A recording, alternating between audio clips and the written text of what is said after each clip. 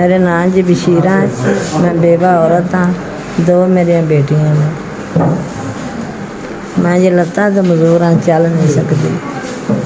मेरा जी कोई करम कमान वाला नहीं, मेरी जवान बच्चियां ने। अगे जी मैं लोगों के घर काम करती सा, मेरे गुर्दे फेल हो गए, बिल्कुल मंजी तो पै गए। आंढ गुआढ़ जी रोटी गलदा पक्की तो असीं खा लेंगे।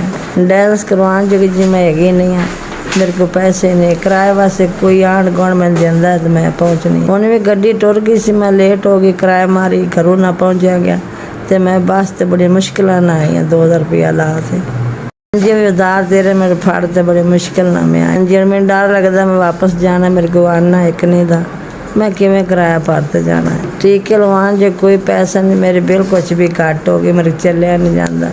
डायलिसिस जाते मेरा दिल डुबन लग जाता है। जदों जो डायलिसिस का टाइम आता मेरे जी डरता, मैं पैसे कित्थों लवां। मैं बड़ी परेशान, मेरा ब्लड घट जाता सोच सोचते।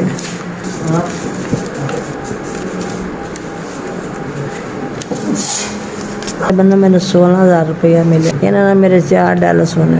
अल्लाह तुम खुश रखे, अल्लाह तंदुरुस्ती देवे, अल्लाह नेकी देवे।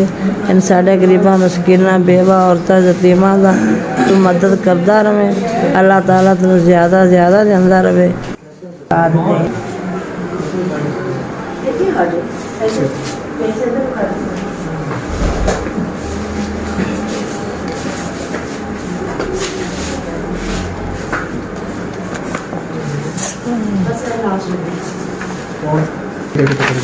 यार कितना रेट है?